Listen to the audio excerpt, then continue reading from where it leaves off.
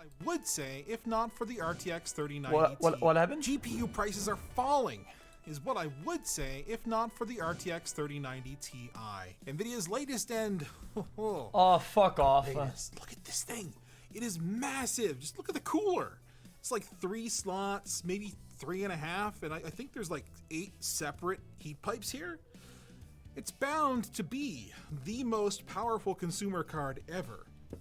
But this time, we don't want to be a part of the hype machine that sells these things. Guys, isn't usually TIs like a coin flip, whether they're actually gonna be like worth the price or not? I feel like usually TIs are like sometimes they're like the crazy new benchmark of insane, and sometimes they're a little bit too hardcore for the price, and they give you a big gap.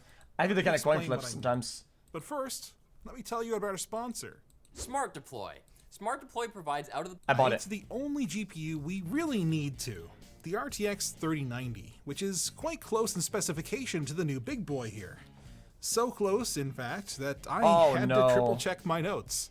Yes, both have 24 gigs of GDDR6X memory, but the Ti pulls ahead in memory bandwidth to almost, but not quite a terabyte per second.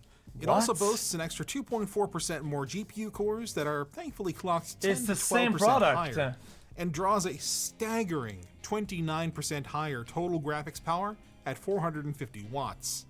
To achieve that, Nvidia has resorted at 450 watts. I recommend PSU 1,000. To achieve that, 1,000 watts. Nvidia has resorted to a triple 8-pin to 12-pin dongle with a hefty 850 watt power supply requirement.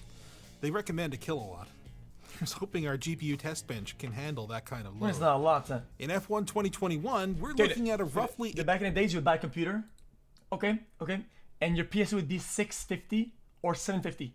It's 1,000 just for the fucking GPU. What are you talking about? 8 or 9% improvement over the RTX 3090. What are you talking about? With ray tracing disabled, of course, which translates into about 10 FPS. When we enable ray tracing, the extra cores work their magic for a good 13% improvement, keeping things much closer to 60 FPS maxed out at 4K.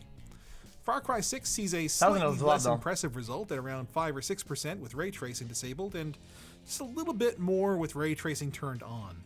Like the RTX 3090, Nvidia says that 8K gaming is one of the 3090 Ti's strong suits, but oh my god, when I tried it out, F1 2021 chugged at around 30 FPS, so I didn't bother testing any further. Why are those companies they're so adamant and good at making things for consumers and being in line with what does the consumer want? What do people use?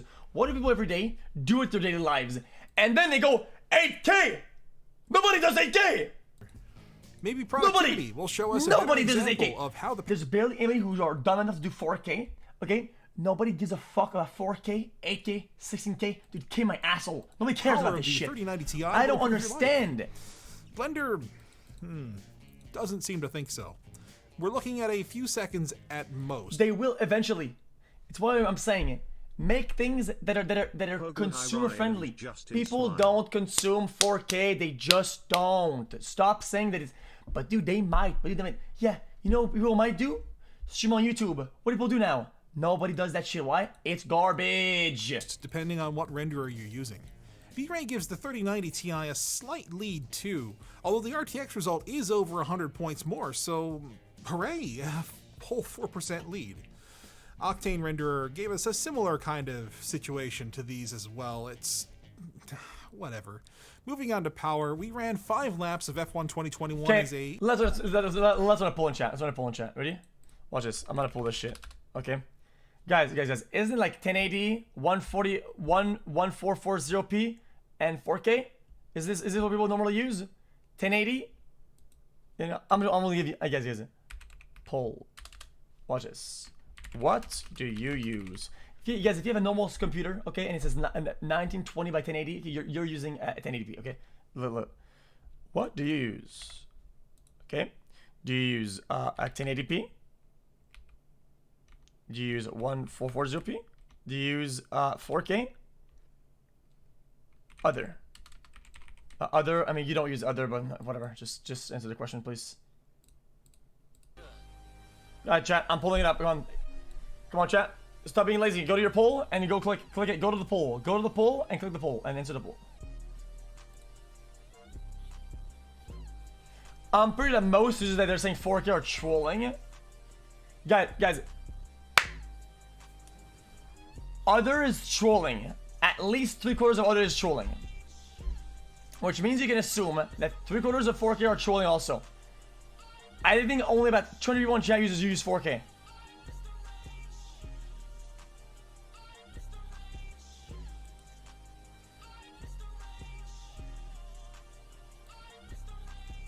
Interesting.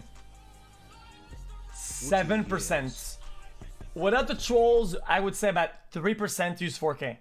Yeah, typical. Because it's not that it's bad. It's not that it's bad. It's just not something that people use. It's not. I don't think it's worth it. I don't think that we're there as people yet. Okay? It's just not. I'm sorry. I know what to tell you. 4K isn't crazy. It's not worth it. Gaming load. And we saw a power drop. It's excessive. It's too much. It's too much that you don't need. It's a gap that we don't. It's a gap that we don't. That we can't justify making right now. Okay, it's an increase that we can't justify right now. Spike as high as 480 so at least the watts. Price. That cannot be right. 480 watts, really? Holy. Yeah, and the average was over 400, not much lower than the peak wattage the RTX 3090 drew in the same test. Just so you to be fair to Nvidia, while that's an absurd amount of power, more than an entire PC with a low-end GPU might draw, True. It's roughly in line with the performance improvement we saw in that game, so you're getting frames proportionally in exchange for the extra juice. If the rumors are to be believed, we'll see even more power draw in search of Chat, couldn't you just overclock your normal 3090 and you get the same thing? Higher frame rates when the next generation rolls out. Speaking of which, why is this GPU only launching now, when the 40 Series Ada Lovelace GPUs are supposedly right around the corner? Well, I've got a few theories. I'm disappointed. Maybe this is an indication that Ada isn't right around the corner and Nvidia's trying to make do with what they've got. Or maybe the 3090 Ti was delayed for so long during the silicon shortage that it's launching way later than they planned. Or maybe they just had high-binned GPUs kicking around that they wanted to clear out before Ada hit later this year.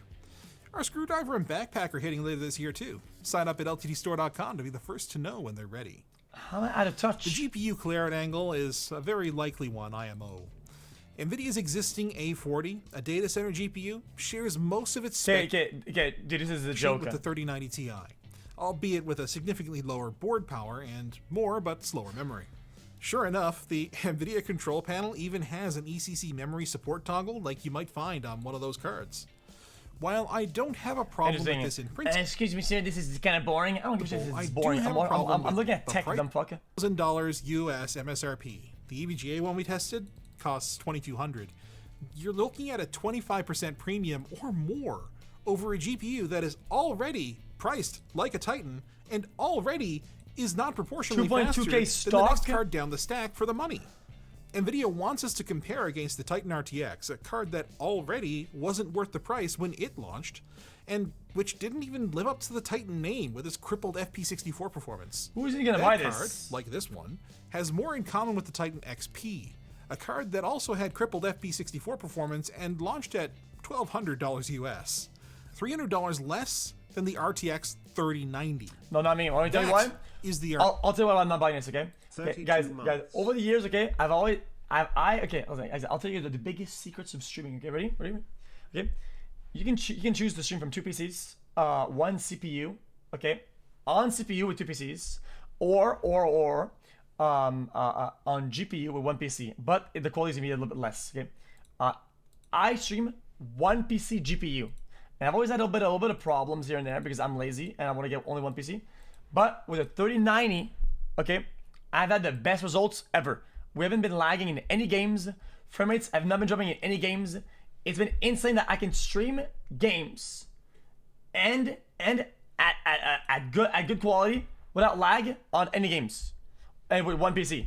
It's actually insane. So I don't see the point in buying anything above a 3090. I don't see the point in it. I think chat, dude, it's gonna take at least 1 or 2 more series before I buy their new product. It's enough. I think we'll almost hit the cap at this point.